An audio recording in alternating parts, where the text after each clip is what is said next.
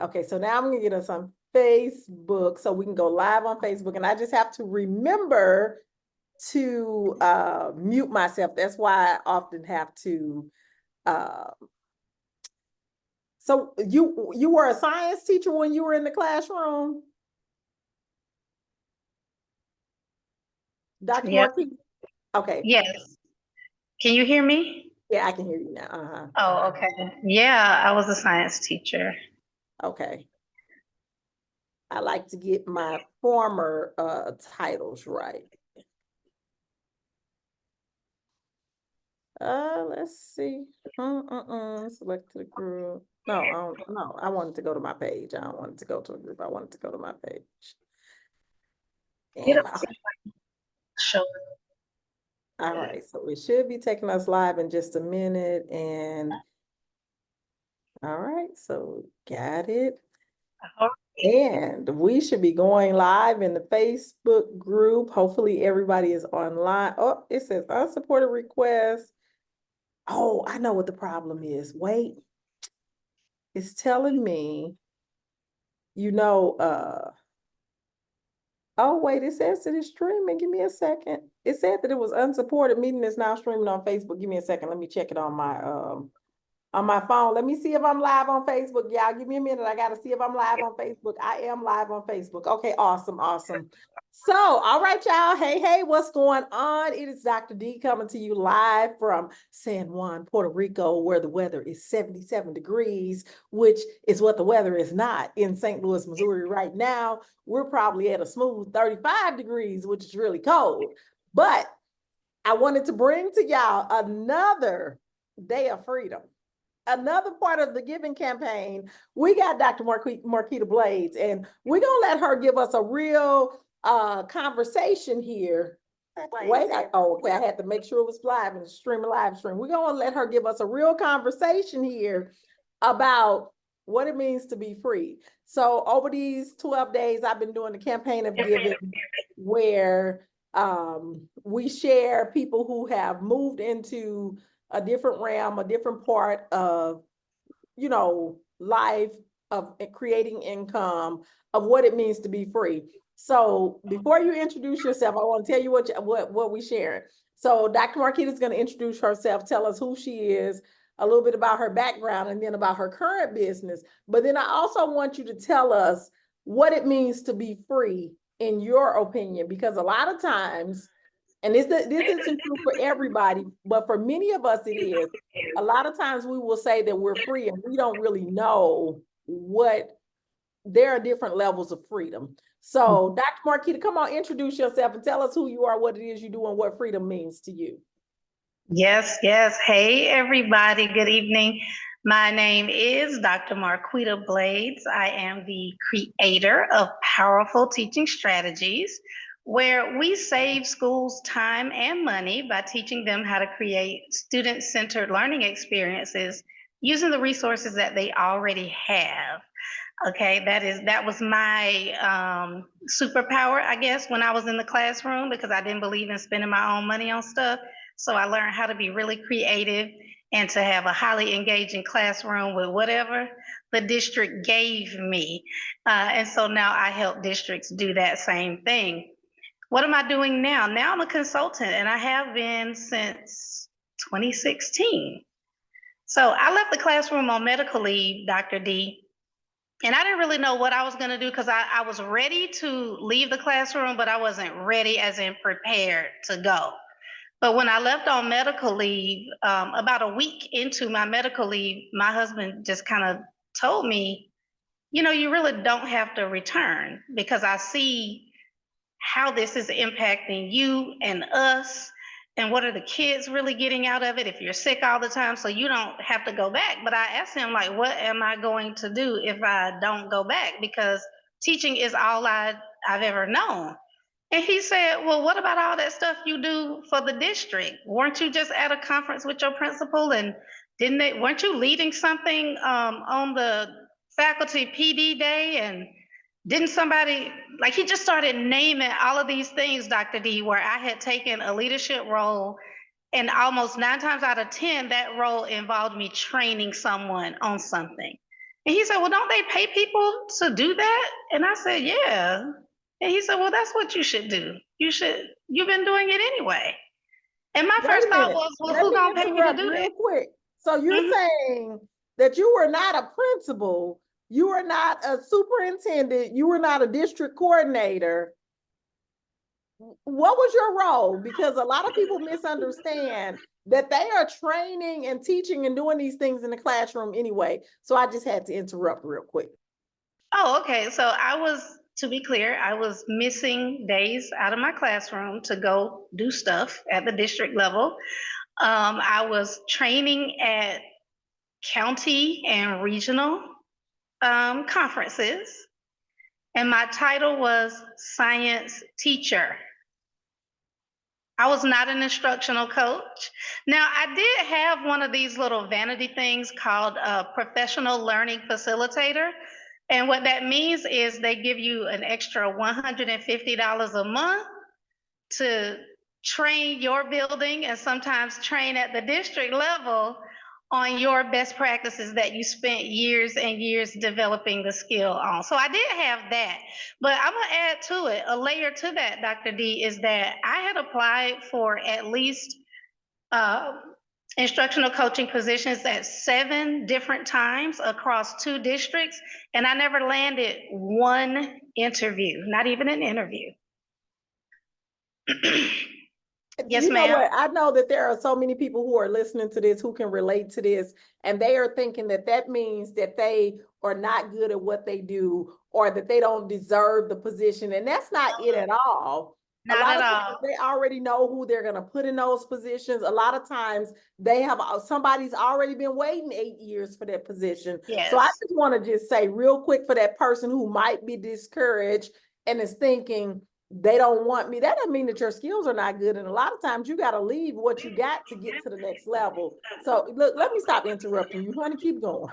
No, you're good. And that does need to be said because I also think to add to that, Dr. D, people think that because I have never had an official so and so title, now I can't be a consultant.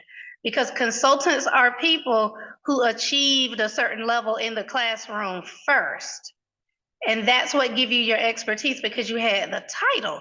But I had been doing the work, and I knew I had been doing the work, and I knew why I wasn't getting chosen for those positions. And it had less to do with skill and more to do with the fact that I didn't network, I didn't socialize, and a lot of times I was quite the rebel in my own classroom. I did things the way I needed to do it for my kids, which didn't always make me popular. So that's why I didn't get them. And that's a truth that we don't often want to talk about. Girl, you talking about a whole podcast episode here because a lot of us who are out here not settling for the status quo, we are quote unquote what people would call a rebel, the black sheep, the person who creates you a problem. You're doing too much when really you're the person that's doing what needs to be done and stepping into courage while the other people are sitting back taking things as they are. So I really appreciate you saying that. And what you just said was that you're going to be on a podcast episode when we dig deeper into that. But go ahead. Tell us Oh, about where okay. you're at now and what freedom looks like now. So where I am at this precise moment is I'm in Panama City, Panama, where my husband and I have been residing part-time for the past 4 years. He came over here in August of 2019, and then I followed him over in November of 2019. But this was a dream that we had when I was still teaching, before I took that medical leave, before any of that.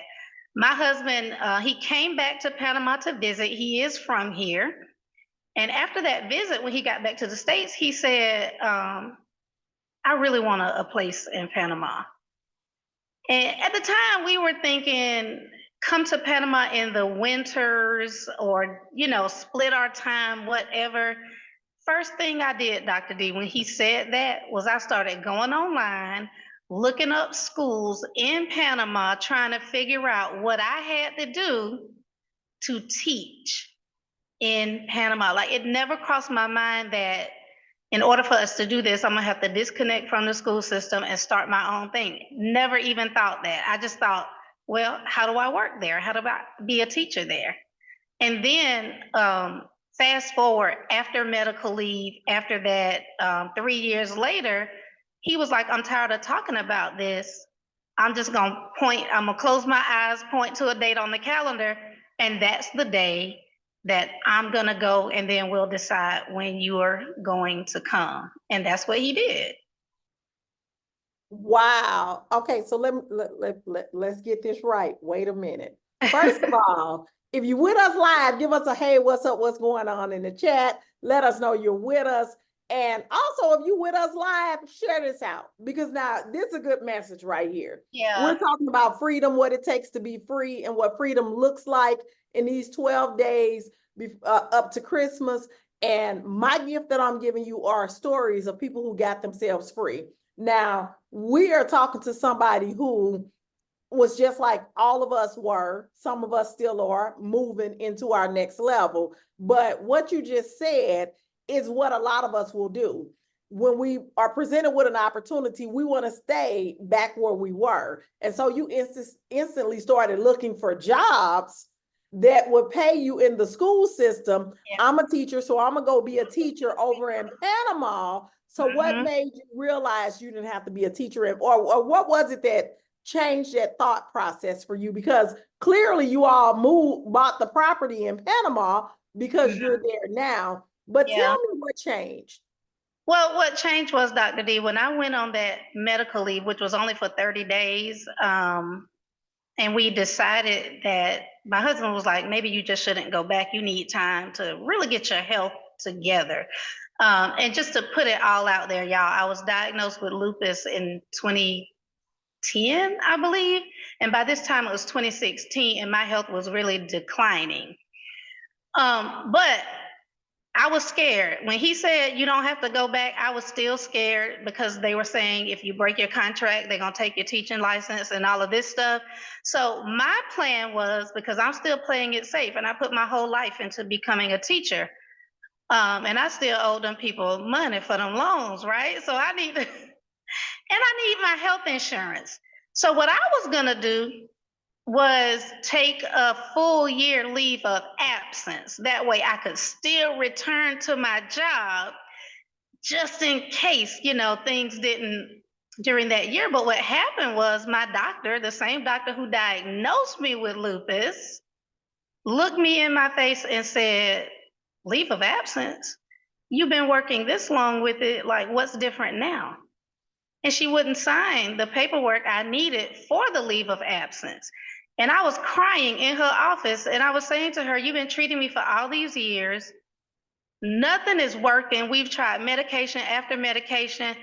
I need time. I cannot continue working like this. She looked at me and she looked at my husband and she was like, do you know how many people come in my office and cry to me about this? She was heartless. I was crying, I'm talking about crocodile tears dropping on the floor and splashing back up in my face. And my husband was like, you need to stop crying. He looked at that lady and he said, you don't have to sign nothing for her, but if you can give us the release papers and all of her records and we'll be done here today. And I'm like, oh my goodness, he firing my doctor. What is going on?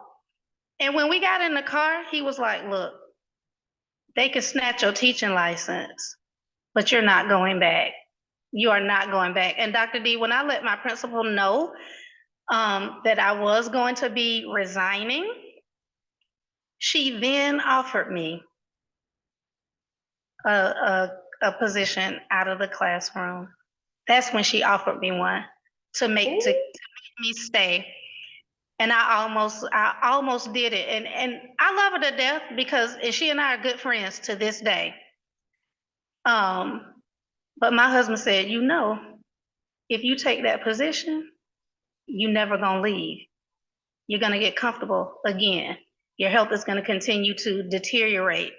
And then you're never gonna chase the dreams that you have, that we have. He said, I want us to move abroad. So if you take that position, you're gonna be there another 5, 6, 7 years. So we turned it down and I resigned. All right now, look, the story is getting so good. So for all of those folks who are out here, because it's a lot of us in these school systems who have Mhm. diagnosis, who are sick, who go to school struggling. I know I used to go to school struggling almost every day because I have digestion issues. And a lot of, since I've been out of that school system, we're not going to talk about how this girl done glowed up because you have time to actually focus on your health. That's a Listen, whole nother episode, y'all. my hair has grown back. I have color in my face again. I have gained my weight back.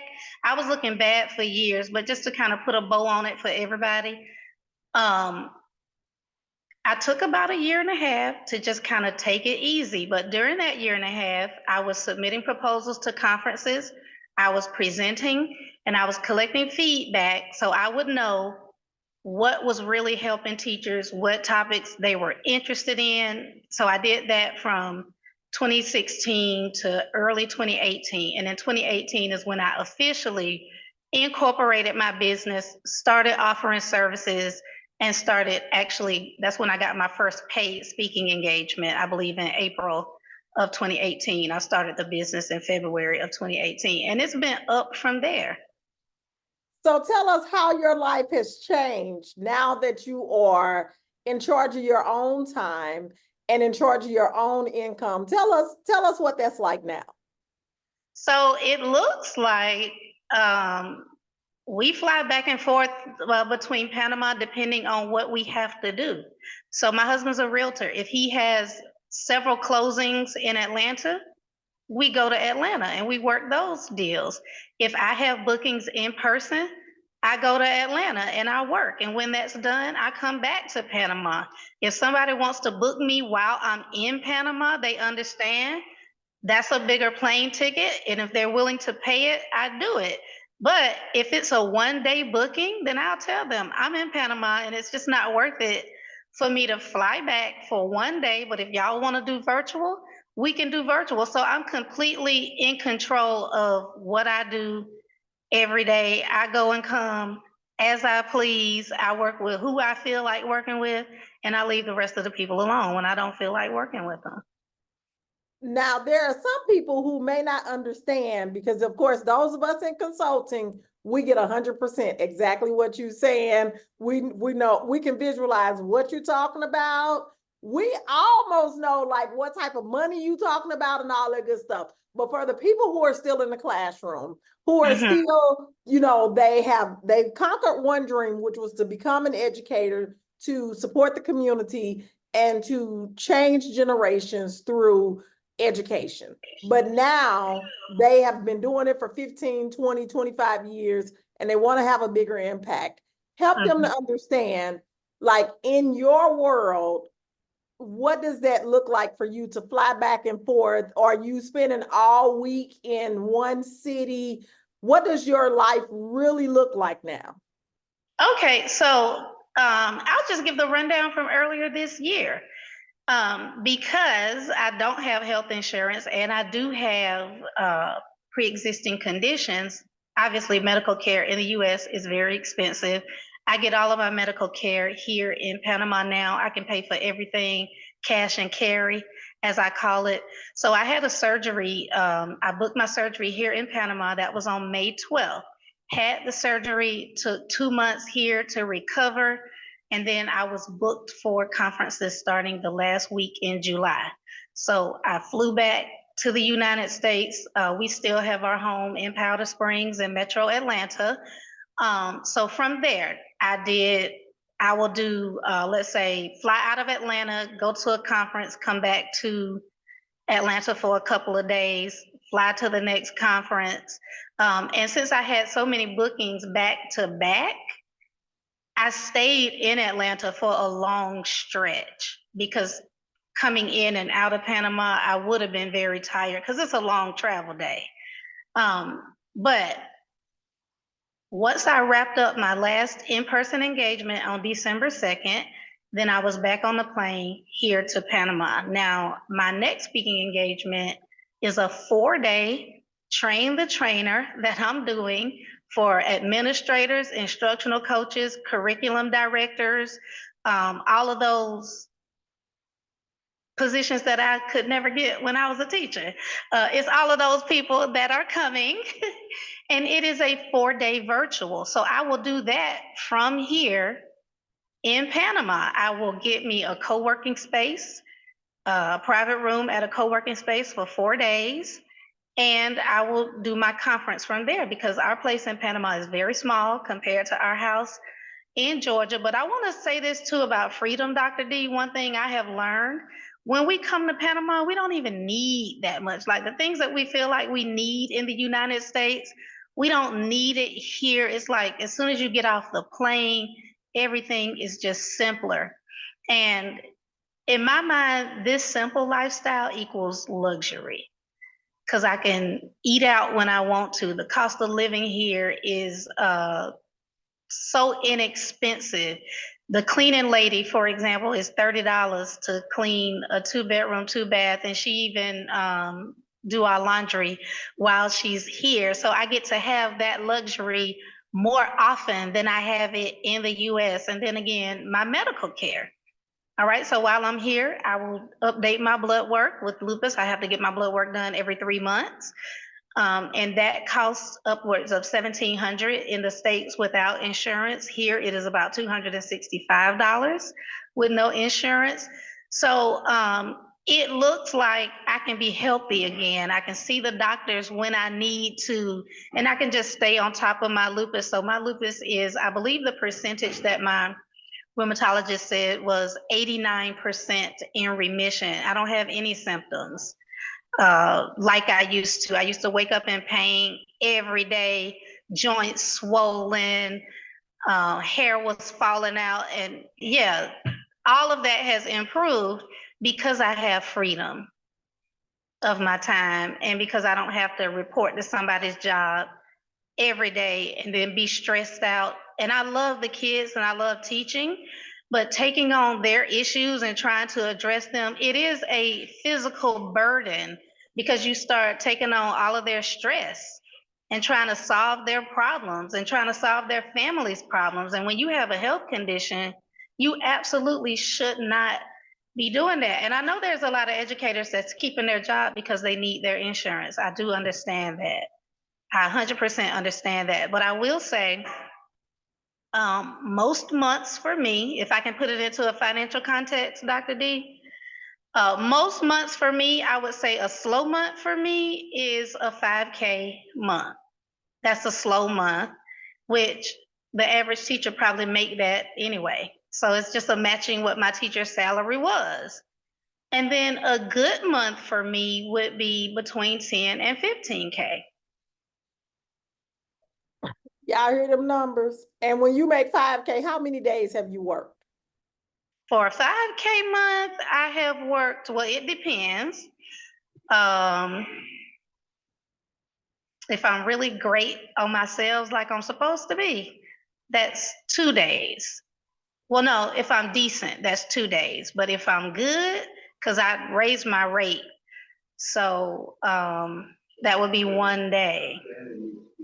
Or if it's like a conference, say like if a conference tell me, we having a 3-day conference, we need you to come and we need you to present 3 sessions, I might charge them $5,000 for that as well. So it might be 3 days, it might be 2 days. It could be 1 day if I got really, really, really good with my bookings. Yeah. And we're not talking about 6 to 8 hours a day. You're talking No. about 90, 120 minutes, 180 minutes. Sometimes I do a full day, but that's not all the time, especially if it's an online booking. They don't have all day to let them sit on there with me. Yeah. And just think, a teacher works 40 hours a week, 5 days a week. So that's 200 hours a month. And you're saying you make the same amount, maybe doing 20 hours in a month. And that's a slow month for you. And there is no way for a teacher to make $10,000 to $15,000 a month, many times, even as the principal. Because once we do all of the fees that come out, and now if you're in Cali, New York, they are making a little bit more, but they're also paying a whole lot more. So it levels out for us. So like I'm in Missouri, so our $60,000 a year is equivalent to New York's $100,000 a year. Right. Yeah, so I'm telling y'all, freedom looks different. So just tell us real quick, like, what did you have to give up? What did you have to sacrifice? Because there are some people who think that you can go from a teacher to a different role, whatever it is. Did you have to sacrifice anything? Did it cost you anything? Tell us a little bit about that so that folks know freedom ain't always free. Oh yeah, it did. It cost us a lot. So I was hospitalized shortly after resigning and after my Cobra wore out for a 10-day hospital stay. We received a bill for $100,000. Okay, so what did it cost us? I'm gonna just keep it all the way, Dr. D, because people do need to understand this. And people need to know that just because we're sitting in Panama, it doesn't mean everything is pretty, but it means that this is what we've decided is important to us.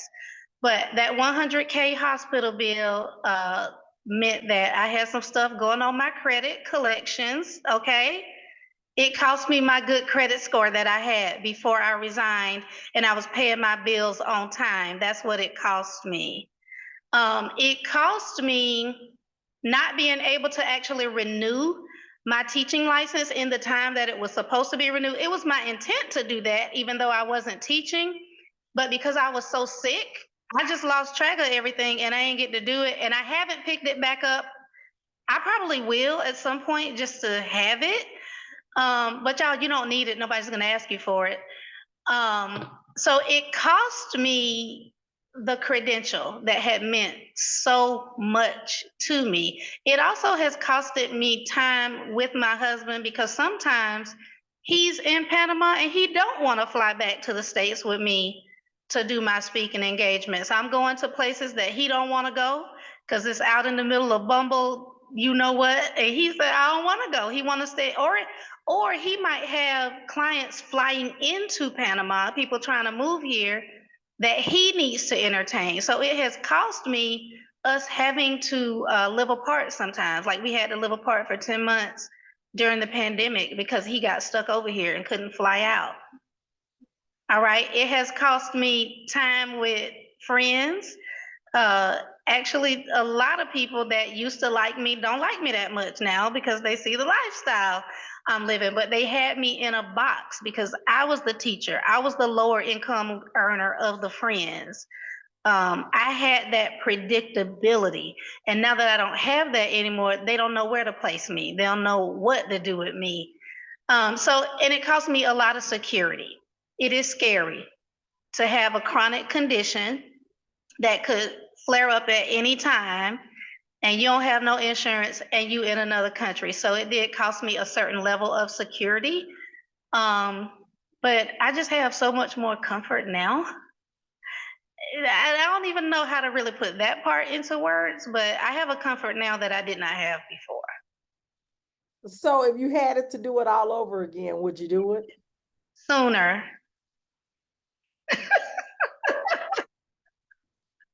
Y'all hear that? Sooner. So I just want the folks to be clear. Freedom ain't gonna never be free. It's gonna always cost you something. But a lot of the things you can fix. You can rebuild your credit. Even Absolutely. if you file bankruptcy, you can rebuild your credit. But what you cannot get back once it's gone, a lot of times is our health and our time and all of that anguish and worry and stress that we're experiencing. Those are the things that we cannot get back. So now tell us this so that we can let you go, because this has been really good. Like, I think that we need to have more conversations about this, because I know that there are a lot of people who are in these school systems, and I'm not saying that all school systems are bad, and I don't even think it's that they're bad. I think that we have what's called a system for a reason. Right. And I think that it's us, like we are the ones who did this to ourselves. We were told to go to school, get a good education, work for 30 years and retire. And that was the message that we heard over and over again. And so that's what we were setting out to do. But everybody wasn't meant to be a 30, 40-year teacher. Everybody wasn't meant to stay there for 25 years. You came, you conquered. It's time for a new dream. So what is the recommendation or advice that you have for people who are at that stage? Many of them are in year 10, year 12, year 18, and they know I can do this job. That's not the issue. I just think I can do something different and be more fulfilled, more satisfied, have a bigger impact. What is the message that you would give them? Ooh, even if you're scared, I would just say go ahead and do it. At least start getting your feet wet with conferences and creating your own opportunities. I would also say start branding the stuff that you do, because in the beginning, I didn't know how much content I had because I wasn't looking at classroom stuff as things that I could be selling.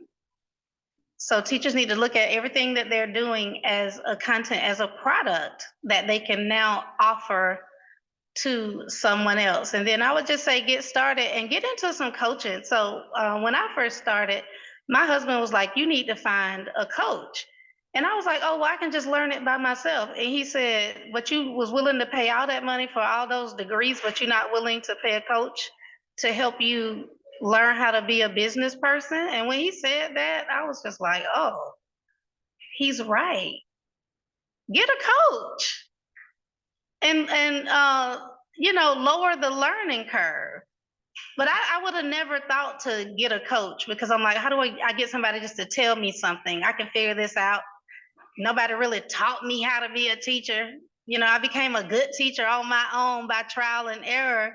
But he was like, this don't make no sense, what you're saying. You need to get somebody who's done it before and learn from them. So get a coach and then get started. All right, y'all heard her. Y'all heard her. Get started. And do you do it scared every day, or have you overcome the fear? Oh no, I'm always scared. I'm always scared. I'm always freaking out. I just did AI for Educators workshop this past Sunday, and when I saw who was signing up for it, because I feel like they are more advanced than me in the education field, so I got scared about that, wondering if I knew enough to tell them, but I knew more than they did, and that's really all that matters. As long as you know 1% more than your audience, you are the expert.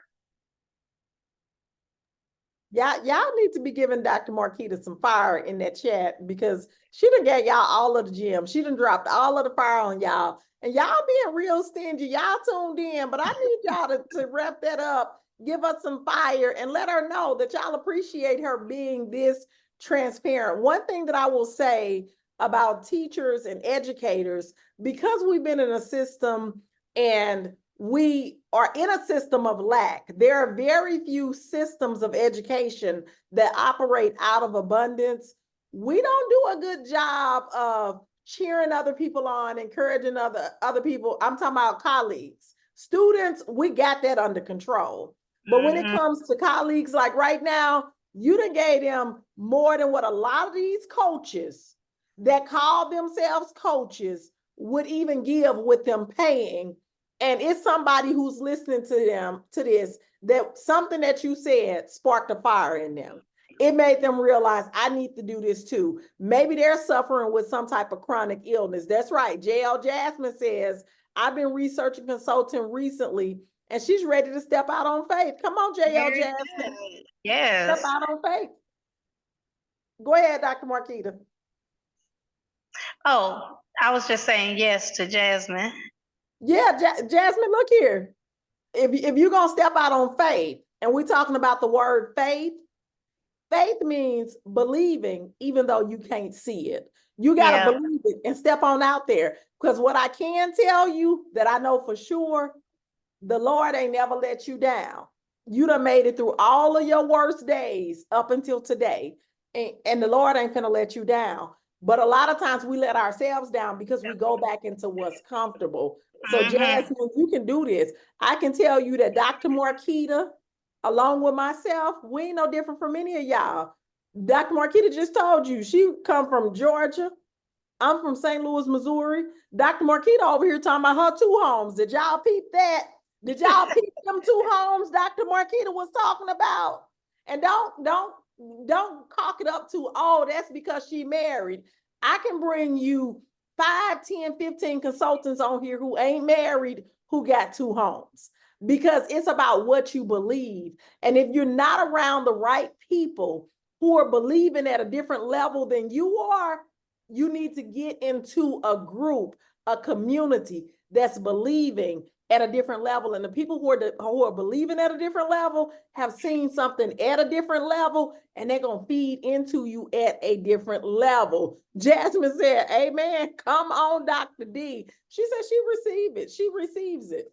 So tell them where they can find you. Tell them the name of your company, and give them a rewind on what it is you do. And just in case somebody's listening and they say, oh, I would love to bring her into our school, or I would love to have her talk at our next event or speak at our next engagement, how can they get you?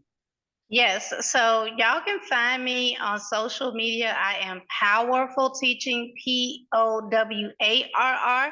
That is my own signature framework that was taken from best practices in my classroom across 16.37 years before I resigned. So my website is powerfulteaching.com. I'm also Powerful Teaching across social media platforms. What do? I offer instructional support to schools and school districts. I help them save time and money by creating student-centered learning experiences using the materials they already have. And y'all, I do that with the next generation science standards, differentiated instruction, and technology integration. Y'all heard it. So Powerful, POWARRFUL, right? Yes. Okay, y'all go follow her on social media. And if you're wondering, it's right there in the left-hand corner of your screen. Because we're on Zoom. So follow her, reach out to her, let her know if she said something that motivated you, moved you, sparked something in you. Reach out to her and let her know, because we want to know that the work that we're doing is reaching people. Like, we know that we might be talking to ourselves, but we hope and we pray that we can help somebody else the same way somebody helped us. So that's all I want y'all to do. And share this live, share this with other people who need this message. We got to start sharing in the Black community. We got to start helping other people. You heard that other teacher who said, I want to leave the classroom, but I'm scared. I can't leave because I got a chronic illness. I want to leave. I don't know how else I can make money. I just brought you Dr. Marquita.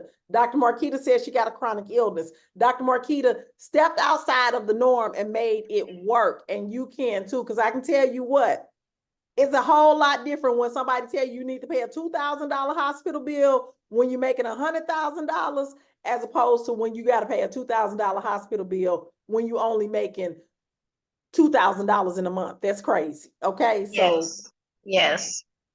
All right. So Dr. Marquita, thank you so much for joining us.